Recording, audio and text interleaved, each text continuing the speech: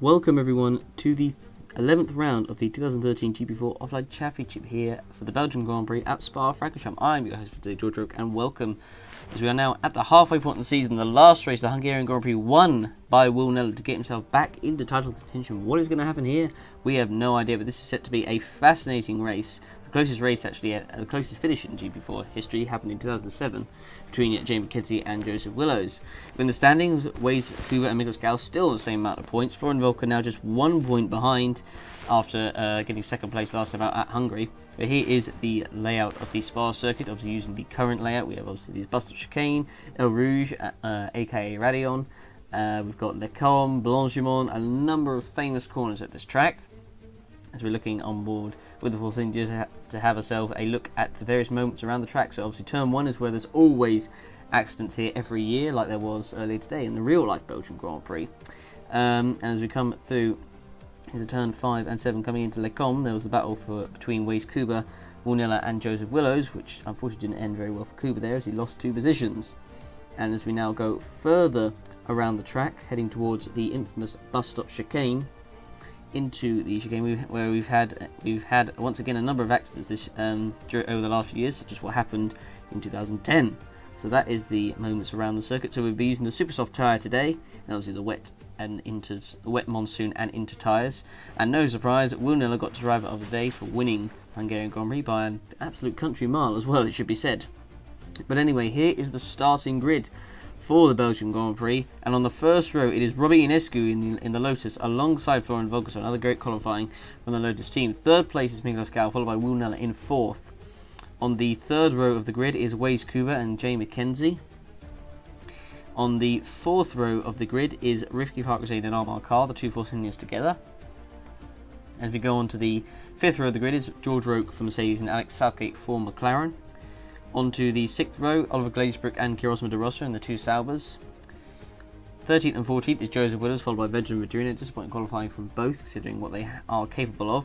15th is Franco Gamba, and 16th is William Duncan and the other Toro Rosso. A lot of teammates on the same row. 17th place is David Greenwood, followed by Roland Moitin in 18th position. 19th place is Roman Coyle, followed by Zachary Fitzwater in 20th. And on the final row of the grid is Rick Jan and Lucas Levi for Caterham and Mauricia respectively. So that is the grid for the Belgian Grand Prix, and now let's take a look at the weather. And as you can see, it will be a dry race throughout the whole way, so it'll be interesting to see who is going to win, what the strategy will be like. It's probably going to be a 2-stop. Imagine this race. 1 stop, don't think that will really work out particularly well for anyone, but you know, we never know, we shall see. So now let's get right into the race. And now here we are on the grid. Robert Ionescu on pole position. Can he get the jump over Volker going into the first corner? There is a fair distance to the first corner to La Source, so it'll be interesting to see if he can. The 5 lights are on. We now have 4 lights and now 5 lights.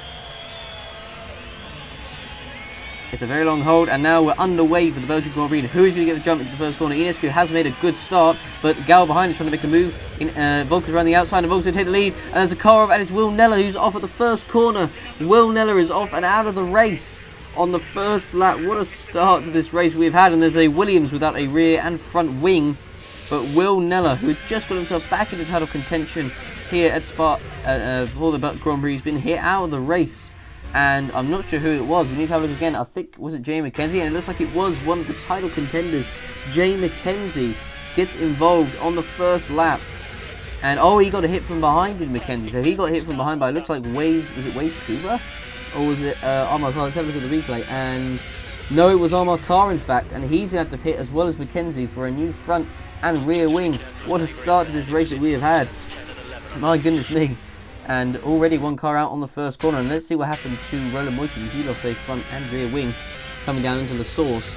And you can see there's contact. So he lost a bit of the front wing there. And then he got pummeled from behind by Rick Jan and Zachary Fitzwater. So they all just got into each other there. Traffic jam coming into the Source. As now Volker leads Ionescu down into second place with Mikkel Scal in third. So Ionescu right now in a Red Bull sandwich as they come down the back straight, heading towards Le Combe for the first time, and there's cars side by side behind him. Ionescu tries to get back at Volker coming into the chicane. He can't quite do it as Roke now gets past Ricky Parkzane for P5, and Southgate is battling with Oliver Glazebrook for P8, but he manages to keep the position. As Oliver Glacier dropped down to P10 after that. As the rest of the cars come through the final section, they come through to Rivage for the first time. As they come out of it, as they head towards the long left-hander. As now Miklos Gau is right behind Robert Ionescu here. So Ionescu must have a heavy fuel load, hence why he's struggling as they come through the left-hander of Pouon, heading into the right, into Fagny, I think that's how you say it.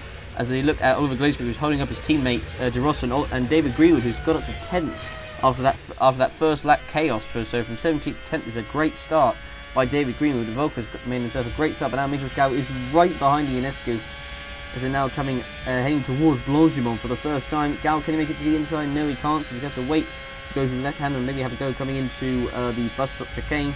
He's right behind him. Is he going to make a move into the chicane? He's going to go to the outside. He's going to swap to the inside. No, I think Ionescu has got it covered and he keeps second position. But how long is that going to last? As the Ferrari of Waze Kuba and George Roque seem they're getting quite close to each other as well behind. But Volker sets the fastest lap of the race as they head into the hairpin. The source for the second time of 44 laps as they come through. So Gau is right behind Ionescu. Surely he's going to make a move, probably coming onto the back straight after El Rouge. So they now set to come through El Rouge right now. Gau right behind Ionescu, and they're already well clear of the rest of the pack. You can just see them coming through in the distance. And now Gau surely is going to have this move done, coming onto the back straight. He's side by side with Ionescu. Is he going to make the move stick? We will see, as now Roque is right behind Kuba as well. And no, he can't make it stick. Roque is trying to get on the inside of Kuba. He can't quite do it there. Harkslane battling with Southgate as P6. Oliver Glacier battling with his teammate De Rossa for P8. Vadrina trying to get past Greenwood for P10. It's all happening here as Jan and Fitzwater are side by side. And Jan gets through into 16th place. Coming through the chicane is now Mackenzie's in the pits. Moyton's in the pits as well. And oh, they look like close action there between, I think that was Franco Gamba and Quag in the Williams. They're now coming through. Joseph Williams trying to make a move on Greenwood coming into the hairpin. And he now comes through the right-hander and now comes out through the left and heading towards Pouon. As they're now coming through, Willows trying to make a move on the inside, coming through Pouon. It's going to be risky. Willows is on the inside as he made the move stick. Greenwood just about holding it around the outside. And Willows, can he make it through? And he's still hanging it round as they come through the right and then the left. But Willows now finally does make the move stick, or does he? Hang on, no, Greenwood is still there, but no, he does back off, and now eventually he does make the move stick. That was some great battling there between Willows and Greenwood, and this is just the P11, so it's not exactly the position that Willows will exactly want to be in right now. But that was good side-to-side action there, and no contact at all either. Coming through, it looked like Greenwood could just about hold it around there, but then Willows was still on the inside. You thought Greenwood might have tried to break a bit later than Willows, but Willows stuck it round the outside, and that's what managed to help him get the move done and dusted, and there it was. He gets it done. Now Miklos Gau still right behind Ionescu, and Volker has absolutely gone away in the distance. He's right at the end of the back straight, and now Gau is on the inside. As you can see, Rogue has actually got past the Ferrari of Kuba coming onto the straight, so so it's obviously missed that on the cameras, and Gau still can't get past Ionescu right now. He's on the inside. He's going to make it stick here. No, not quite. Still side by side. Is Gau going to make it through here? He's still side by side. It's through the right-hander. Will he make the move stick? And I believe, has he got it now? And no, Ionescu still is holding it. It's still side by side. And now George Roque is coming. They've held each other up for so long. Roque is now coming into the mix as well. And Gau now finally makes the move stick on Roque. On Gau. Yeah, Gau makes the move stick on Ionescu. There we go. I finally got my words actually right in the sentence for once. As we look at the replay once again, so Gau was just about alongside Ionescu coming onto the straight there, and it was just side by side coming through the right and the left, and Gau managed to just stick it round the inside. They're being very careful of each other though, in fairness to the drivers. And Gau was coming on the inside through the right hander, and I thought it was then they would have the move done, because surely you would have a little bit more, I suppose, speed than Ionescu, but Ionescu held it round, and I thought then Ionescu might have it round there, but he still couldn't get the power off the corner, and then Gau had that move done, and then Ionescu, very nearly swiped the edge of George Roque behind him there. That could have been very nasty indeed. It could have been a lot worse, but Ionescu just keeps ahead of Roque, and now Southgate is pressuring Kuba for P5 as they're coming onto the back straight. Southgate right behind Kuba, who's now alongside him coming down the back straight. 328 kilometers an hour, over 200 miles an hour. Side by side, Southgate has got through into P5. He moves up into the top 5 of the race. So a good race so far by Southgate. Hasn't had a lot of luck since returning to the series to replace Holst for the rest of the season. best finish of, I think it was 7th at the German Grand Prix in the Nürburgring, so they'll hope to improve on that. He's in a better position right now, but let's see where we'll come at the end of the race. As now looking at Joseph Willis, who is right behind Oliver Glazebrook for the final point spot for P10. As they come through El Rouge and Vallon, now coming on to the back straight, and Willis is surely to get through. Look at the speed he's got over Glazebrook. He's so much quicker than him, and Glazebrook now gets overtaken for P10, and he got down to P11 Glazebrook, so looked to be encouraging for the Sauber driver, but it's just not going very well right now. And Roker's actually got past Ionescu, so he has finally got past Ionescu, coming down the back straight, heading in towards Le Clom, as they're now alongside each other. So that is how it happened. So as Roke was on the inside and had the move done and dusted, coming through. Ionescu went a little bit wide, got a little bit out of shape there, so he's lost a bit of ground to Roke. So now they'll have to hold off the challenge of, I believe it was, and oh no, he doesn't hold off the challenge anymore, and Southgate makes his way through for P4 on that night. Ionescu, sadly, he's got to have a heavy fueler. That's why he's probably struggling, because right now he's just not getting anywhere. He's really struggling with the pace right now, and Southgate made the move on the inside, pretty comfortable in the end for P4. Ionescu didn't really try and block him off, as there's Roke in P3 right now with Gallon second, so Vulcan first. So it's looking pretty good. It's a Red Bull 1-2 right now, so that's sitting pretty at the top, as now Florian Volker comes in for his first pit stop of the race on that 10. It's quite early on, but I imagine they'll do the 2 stop, because the 3 stop I just don't really wouldn't really work here, I don't think. So let's see if or where he comes out on track. Just prepare yourself. And let's see. So he comes out of the pits, 4.8 second stops. That's pretty quick. That's pretty good, I have to say. And let's see where he comes out on to the track. And he comes out actually, I think, behind Ionescu. He's going to come out ahead of Wade Cooper. This could be important. End of the race, and he does just about come out ahead of Cooper, but Cooper's going to go round the outside of him. We're coming into El Rouge. Is that going to work? And it's Cooper has to back off there, and Volker just stays in front of him. But will Cooper have the slipstream coming onto the straight? Will be interesting to see. And let's have a look. And Gal, as you can see, comes into the pits on the next lap. So will Gal come out ahead of Volker will be the interesting question. Although I imagine Volker will still be in front. I wasn't sure of the gap that Volker had to Gal before the stop. But I imagine tyre degradation has been pretty key here. So I imagine Volker will probably come out in front, and I believe he has. So Volker, I think, went past ages ago. So Gal now comes out of the pits, as now veteran Vedrina comes in for McLaren. And let's see how quick the stop will be for the Croatian driver. Comes in, 4.8, pretty quick there from the McLaren crew. And let's see where he comes out. Track is down in P15 right now, so he's going to drop back behind Ricky Hartrazane, and he's going to come out ahead of Zachary Fitzwater. So he's going to come out in some clear air, which could do him good, as Ricky Hartrazane's got a ton load of fuel, although I think he had to pit, so after what happened on the first lap, so there's probably no wonder why. It's Lucas Levi and Jay McKenzie battling for 17th at the back here. As we're looking at what happened coming into the hairpin, and McKenzie makes contact with the back of Levi, who somehow avoids the Caterham in front of him. That could have been very, very nasty indeed. Gets absolutely shunted up the rear, and wow, how close was that to the back of Zachary Fitzwater there. Fitzwater could have nearly been KO'd right there on the spot. Fortunately, he is not, and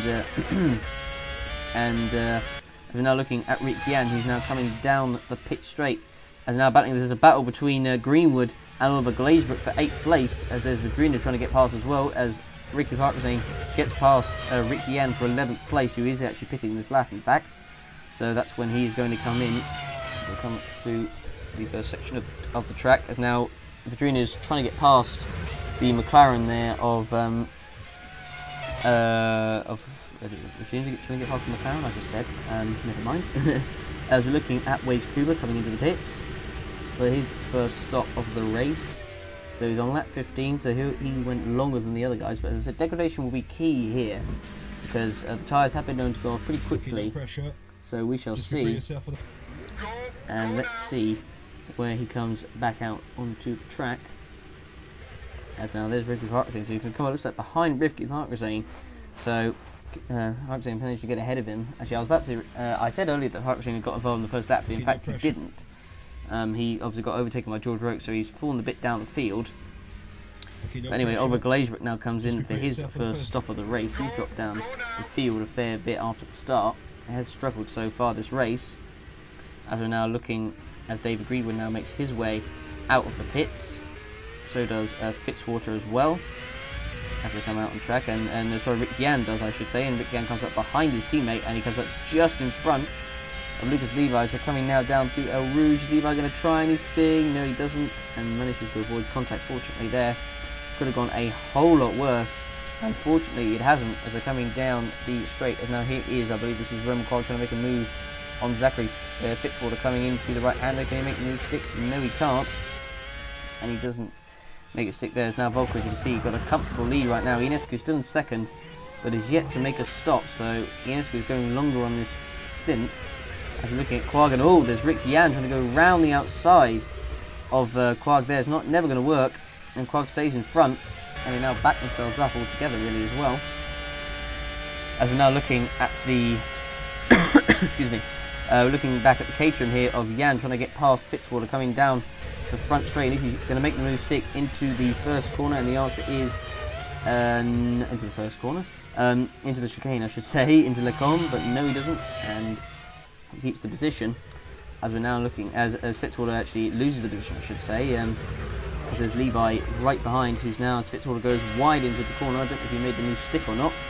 Now we're looking at Waze Cooper, who's battling with Ricky Hartzane in the Force India, coming down the front straight, and surely Cooper's going to have P6 in the bag, and yes he does. He loses his way up into the top 6. There's DeRossa behind in 8th. Joseph Willis recovering in 9th position right now. As now we look at the battle for second place between George Roque and Robert Ionescu, as now Miklos Gal is right behind in this battle. Ionescu still, I don't believe, has actually pitted yet, so he looks to be going on the 1 stop, so that'll be interesting to see how that works coming into the race. The 2 stop is generally the better strategy, but let's see how Ionescu can do with it, because he can't change it now unless he does go into the pits or gets damage, which he could still do. He could change his strategy, but at the moment Roque is set to go past him for P3, and he does indeed get past him. Get past Ionescu. He was in P3 Roque, he's now in P2. Now Gal is looking to get past Ionescu as well. He's right behind him already. Ionescu defends, so Gal can't quite make a move into the hairpin, but Ionescu goes wide, and surely that's Gal's move down, is he? Or can Ionescu hold it around the outside? And no, he can't. Ionescu has to stay behind, coming round into Pouan, I should say. And that was a fairly easy move there by Gal. He makes the move for P3. So Ionescu, unfortunately, is not going quite well for him, but we can see what happens when he does indeed make his first stop. And Ricky Hartzane is out of the race. Bad luck for him once again. He had an engine failure with just 2 laps to go of the German Grand Prix, and now the exact same thing has happened again, and it's going to be terrible, so he's going to have to retire as he goes over the curb and nearly flips the car, and the car brakes as he goes over the curb there. That wasn't brilliant driving there from Ricky Hartzane, so that could be interesting where the debris is on track, because otherwise it could easily cause a problem for another driver.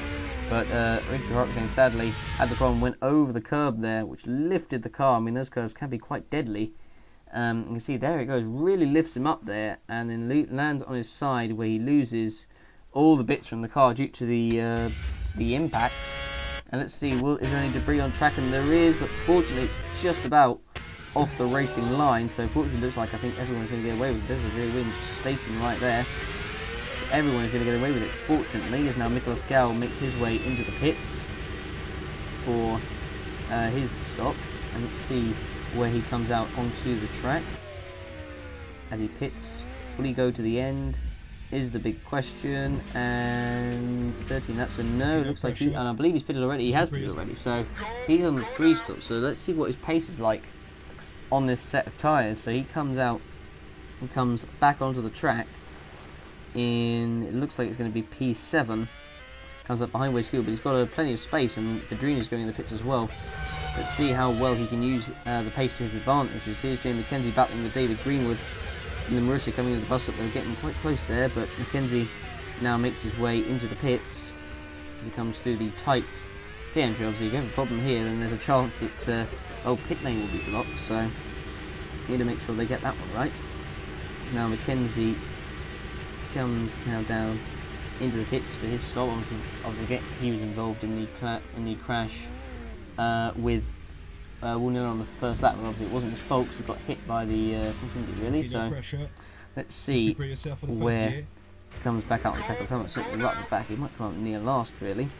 Comes out now down in P17 as now Robert Yaneski does finally make his first pit stop of the race. Comes into the pits, and let's see where he comes back out on track. So he looks like he is on the one-stop strategy, and let's see. Well, if the team don't put fuel into the end, then it's certainly going to be a big mistake. As yep, 25 knots of fuel, so Robert Yaneski will be going to the end. So let's see how well that goes. Whereas he's going to come out, it looks like, in P7, it looks like. Now we're looking at Armar Car and the Force India coming through. Running down in P17, we're looking at Franco Gambo, who gets on the curbs and manages to save it from spinning there. That could have been very nasty there for Franco Gambo. He's managed to just about get away with it there, so let's have a look at that again. See going into the corner, you can see he just gets a load of understeer, goes way wide onto the curbs, and does lose control of the car, but manages to just about control it. So that's good control there from the Italian driver, and saves himself out on track. But now he's got the McLaren of veteran Vedrina now right behind him for the last point spot in P10 right now, so not helped his cause that well as Gamba. But now Joseph Willows into the pits for Ferrari, and let's see how well this stop goes for the British driver. Okay, no pressure. He gets new tyres on, and he won't be going to. He's not going to the end, so they have not fueled into the end, unlike they have for Ionescu. And wow, so Ferrari on the 3 stop for Willows, and wow, that is not good at all. And that is going to probably infuriate Willows. I don't know why he hasn't gone to the end, but wow. So he's going to have to put a hell of a shift in on those tyres. He'll have certainly not that many laps to do it in, but he'll certainly put in a shift. He can really push those tyres to the absolute limit. As now we're looking at Gal running in at P3 right now, as George Roque comes in for his pit stop. I imagine this will be his last pit stop of the race, or second and final, and yep, 22 laps, so he will be going to the end. So he rejoins. Gal will be making one more stop as well before the end. So let's see where he comes out on track. Will he come out ahead of Ionescu? Will be very interesting to see. And yes, he does. He does come out ahead of Ionescu, so that could be important coming into the race. Now we're looking at the battle for P9 between the veteran Vedrina and Franco Gamba as they're coming down the pit straight. Vedrina's all over the back of Gamba, coming over the start-finish line. Will Vedrina make a move into the first corner? And oh, there's contact, and Vedrina goes around, and he goes into the wall, and that is Vedrina's race once again over and done with.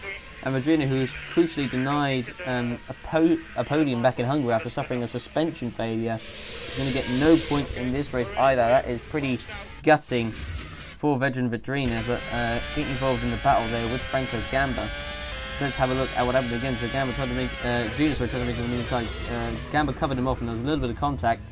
Unfortunately, Vedrina went into the wall. Gamba got away unscathed. Lost a bit of time, but he got away unscathed. But for Vedrina, unfortunately, he is out of the race once again. And here we are looking at a battle between the two Ferraris, Joseph Willows and Wace Kubas. They're coming down the front seat. All Willows make a move into turn 1. Kuba defends, so Willows has to stay behind him for the time being. As they come now down the old pit straight, as now Will Willows try and make a move on Kuba coming into Rouge. Surely it's going to be too dangerous, but he's alongside him. And Willows, is he going to make the move stick? And yes, he does. Want to move around the outside of Kuba, coming down through Rouge. That is a fantastic move by the Englishman there, but although Kuba was pitting, that's still a good move nonetheless. And Willows moves up into P6, and we'll have a look at that again, another view of that fantastic overtake by Willows. That takes some real balls going through Rouge there.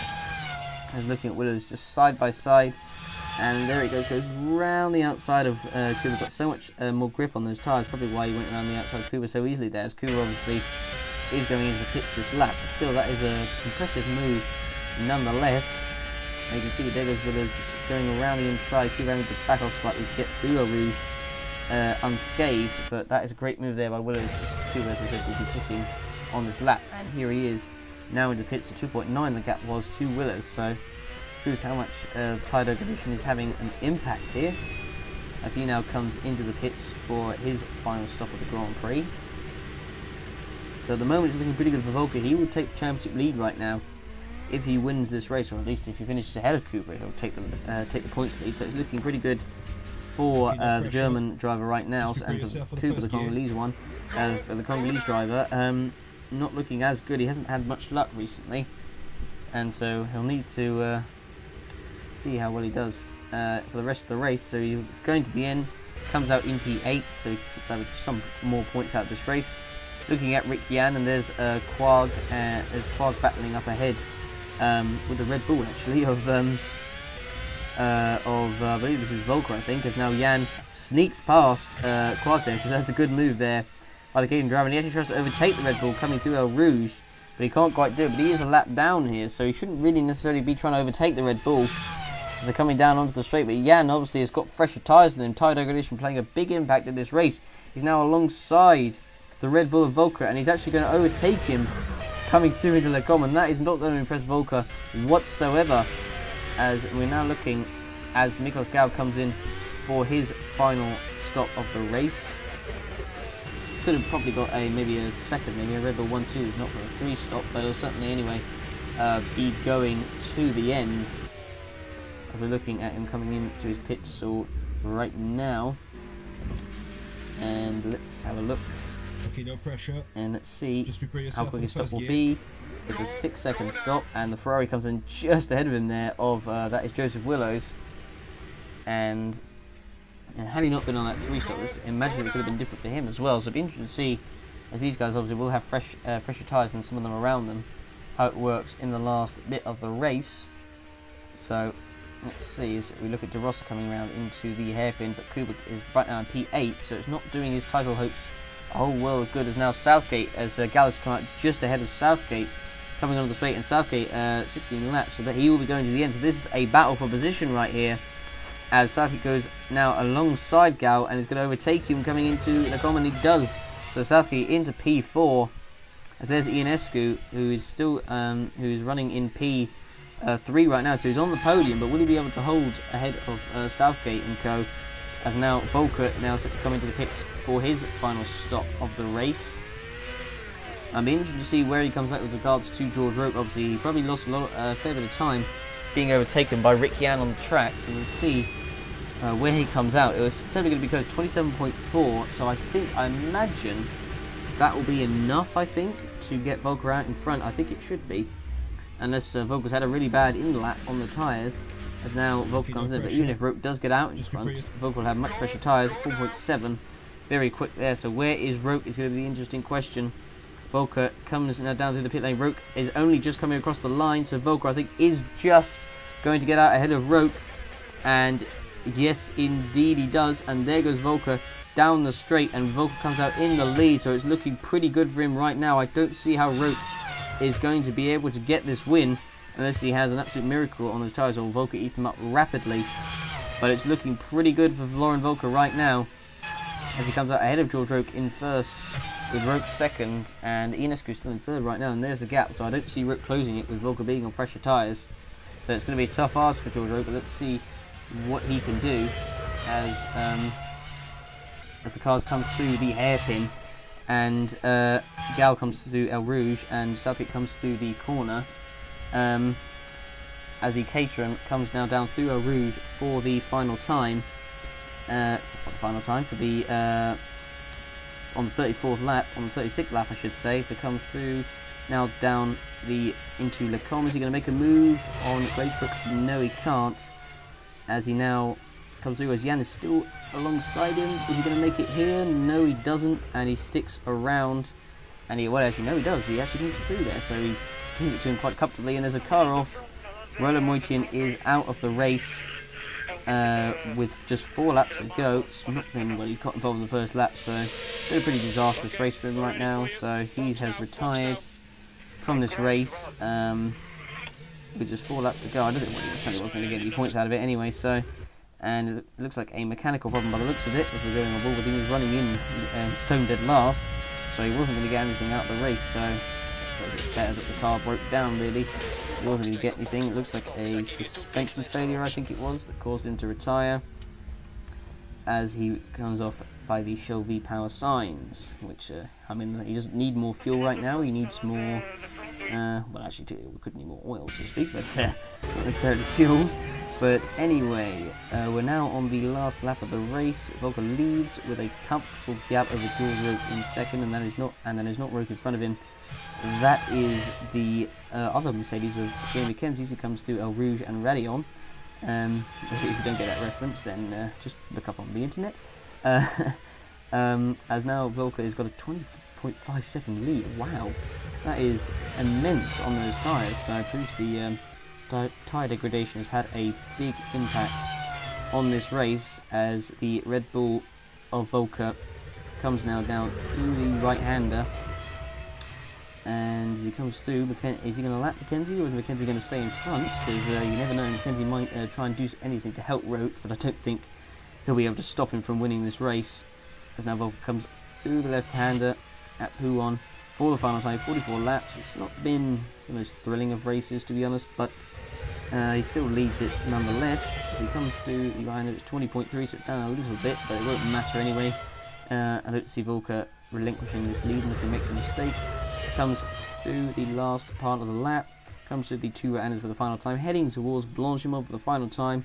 Took the lead on the first lap to Volker from Ionescu, and he's pretty much never looked back really. He's had it comfortably since then. Roke, well, although he got close in the pit stops, I think Volker would have overtaken anyway, even had he not got out in front of Roke in the stops. It's only down to the traffic really that Volker just got stuck behind. But anyway, Volker comes through the bus stop chicane for the final time, and Florian Volker is going to win the Belgian Grand Prix and take the lead of the championship. Congratulations to him.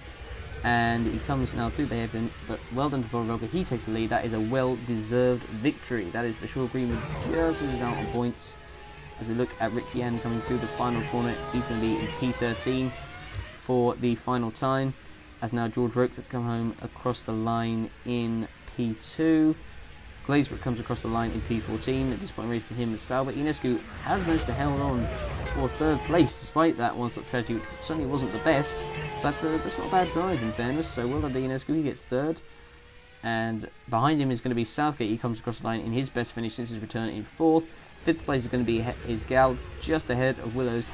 Just imagine if they'd been on better strategies. We could have had like a full-on battle for the win there. Carr in 15th place. Quag in 16th position.